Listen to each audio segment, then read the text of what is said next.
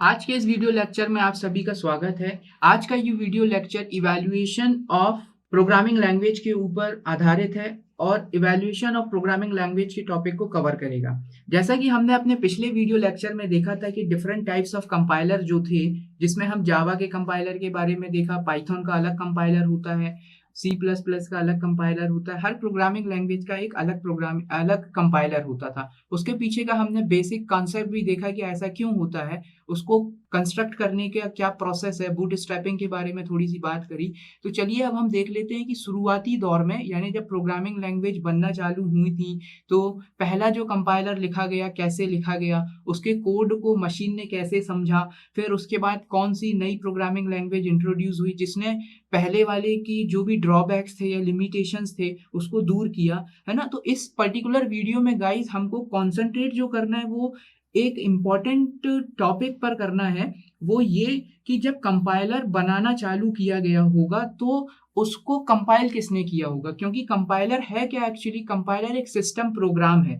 और प्रोग्राम जब हम लिखते हैं गाइस तो उसको हमको उसकी एरर्स को चेक करना पड़ता है, यानी जो भी आपने प्रोग्राम लिखा तो उसके लिए खुद एक कंपाइलर की जरूरत पड़ेगी जो उस स्ट्रक्चर को चेक करेगा। तो पहला कंपाइलर कैसे लिखा होगा, है ना।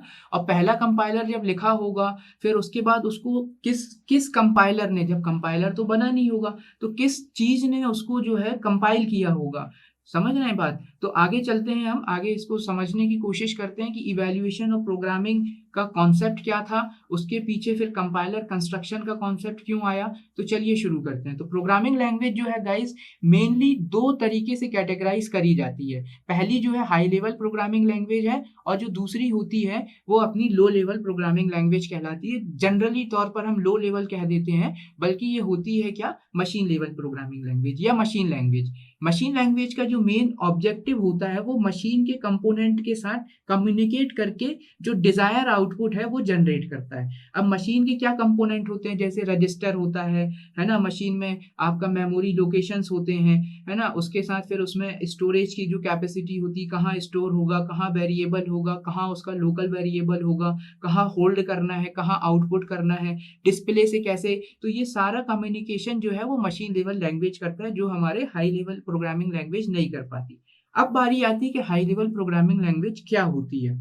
तो guys high level programming language वो प्रोग्रामिंग लैंग्वेज होती है जो हमको और आपको समझ में आती है, ठीक है। जो हाई लेवल प्रोग्रामिंग लैंग्वेज होती है जिसमें आप कोड लिखते हैं, सी सी प्लस प्लस का code, addition of two number का कोड आप सी में लिख लीजिए, जावा में लिख लीजिए। तो ये सारी कैटेगरी ऑफ लैंग्वेजेस जो होती हैं ये यूजर फ्रेंडली लैंग्वेज होती हैं, इसीलिए इनको हाई लेवल लैंग्वेज कहा जाता है। तो मेनली क्या हुआ कि जो प्रोग्रामिंग लैंग्वेज हुई वो हाई लेवल पे कन्वर्ट हो गई और लो लेवल पर कन्वर्ट हो गई। अब यहाँ से हमको थोड़ा सा क्लू मिलता है। किस चीज का क्लू मिलता है कि जो पहला कंपाइलर लिखा होगा वो मशीन लैंग्वेज में लिखा होगा। क्यों? क्योंकि वो डायरेक्ट मशीन के कंपोनेंट से बात करने की कैपेबल होगा, ठीक है, कि वो डायरेक्ट मशीन कंपोनेंट से कम्युनिकेट कर सकता है और जो भी डिजायर आउटपुट है उसके बिहाफ में जनरेट कर सकता है। तो चलिए देख लेते हैं। तो सबसे पहली जो प्रोग्रामिंग लैंग्वेज आई, जो डायरेक्ट कंपोनेंट से बात करे मशीन के, उसको मशीन लैंग्वेज कहते हैं, ठीक है। मशीन लैंग्वेज जो है गाइस ये 1940 में इंट्रोड्यूस हुआ, और इसका जो बेसिक फॉर्मेट था मशीन लैंग्वेज का, ये बाइनरी फॉर्मेट था। इससे हमको एक और क्लू मिल गया। वो क्लू क्या मिल गया, यानी एक जो इंपॉर्टेंट पॉइंट था, जब हमने शुरू में वीडियो में बताया था कि पहला कंपाइलर कैसे लिखा होगा, तो पहला कंपाइलर ऑब्वियसली अगर मशीन लैंग्वेज में है तो वो बाइनरी फॉर्मेट में लिखा होगा, जिसको 0 1 के नाम से हम जनरली जानते हैं, ठीक है। तो इसमें एक एग्जांपल हम थोड़ा सा देख लेते हैं कि मशीन लैंग्वेज का 0 1 प्रोग्रामिंग का कॉन्सेप्ट क्या है। तो देखिए गाइस, जैसे कि हमें एक मूव करना है ना, एक नंबर हमने दिया है, एक नंबर है हमारे पास, जैसे 2 एक नंबर है, इसको आपको मूव करना है एक लोकेशन पर, ठीक है। एक लोकेशन मान के चलिए कि आपकी जो भी मेमोरी है या रैम है उसकी लोकेशन पर इसके नंबर हैं, है ना। इस पे आपको क्या करना है, इसको मूव करना है। तो इसके लिए मशीन लैंग्वेज का जो कोड होगा वो क्या है, एक एग्जांपल मैं आपको बता रहा हूँ कि आप सबसे पहले C7 लिख देंगे, फिर यहाँ पे 6 होगा, फिर यहाँ पर ये लोकेशन है, यानी ये जो चीज है ये आपकी लोकेशन है जहां पर आपका नंबर, अब कौन सा नंबर आप वो करना चाहते हैं, ट्रांसफर करना चाहते हैं, इस नंबर को, तो इसको आप ट्रांसफर करिए इस लोकेशन पर जहां ये हेक्साडेसिमल होगा और ये आपका रजिस्टर होगा, ठीक है, जो मशीन कंपोनेंट है। तो गाइज अब आप ये समझिए कि अगर हमें सिर्फ एक नंबर को एक लोकेशन पर मूव करवाना है तो हमें इतना लाइन ऑफ कोड निकला, ठीक है। अब मान के चलिए कि अगर बाय मिस्टेक ये 0 लिखना हम भूल गए, ठीक है, तो हमारा ये कोड एग्जीक्यूट नहीं होगा। क्लियर। तो इसमें बहुत कॉम्प्लेक्सिटी आती थी, हाई चांस रहते थे एरर होने के। तो फिर इसको और चेंज किया गया। तो फिर इसका जो मॉडिफाइड वर्जन आया, तो वो मॉडिफाइड वर्जन का जो लैंग्वेज हुआ उसको कहा गया असेंबली लैंग्वेज, जो 1950 में आया था, ठीक है। तो असेंबली लैंग्वेज ने इस कोड को थोड़ा सा मॉडिफाइड किया और उसने क्या किया, उसने ये जो लोकेशंस आप लिख रहे हैं इस लोकेशन को एक वेरिएबल का नाम दे दिया। तो आप लोकेशन को इस तरह से डिफाइन कर सकते हैं, जैसे यहाँ पर मैंने एक्स को डिफाइन कर दिया। और ये जो नंबर है आप इंटीजर वैल्यू का नंबर दे सकते हैं डायरेक्ट, इसके लिए कोई 0 लगाने की जरूरत नहीं है। और ये जो कोड है कि आप मूव करना चाहते हैं, तो यहाँ पर एक कोड उन्होंने बना दिया कि आप करिए मूव। आप मूव करेंगे किसको, एक्स को। एक्स क्या है, आप मूव करेंगे लोकेशन पर, ठीक है। तो ये इसका एक इन लोगों ने थोड़ा सा इसको मॉडिफाइड किया। तो ये जो कॉन्सेप्ट आया, ये कॉन्सेप्ट आया आपका असेंबली लैंग्वेज से। तो असेंबली लैंग्वेज आ गया। तो असेंबली लैंग्वेज को सिंबॉलिक कोड के नाम से भी जाना जाता है, जैसे ये एक सिंबल है, ये एक सिंबल है, ये आपका वेरिएबल्स है।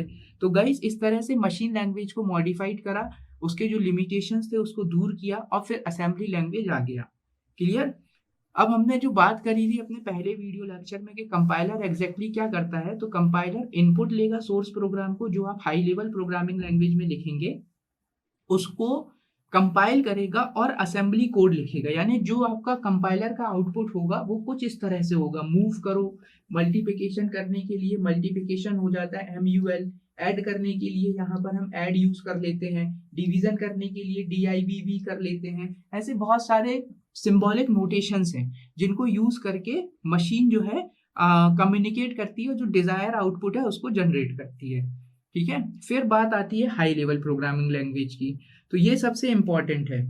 तो हाई लेवल प्रोग्रामिंग लैंग्वेज जो है, जैसा हमने शुरुआत में ही देखा था कि ऐसी लैंग्वेज जो हमको और आपको समझ में आए, ठीक है। तो हाई लेवल प्रोग्रामिंग लैंग्वेज में जावा हो गया, फोर्ट्रॉन हो गया, C++ हो गया, विजुअल बेसिक हो गए। तो ये सारी की सारी लैंग्वेजेस जो हैं ये हाई लेवल प्रोग्रामिंग लैंग्वेज है।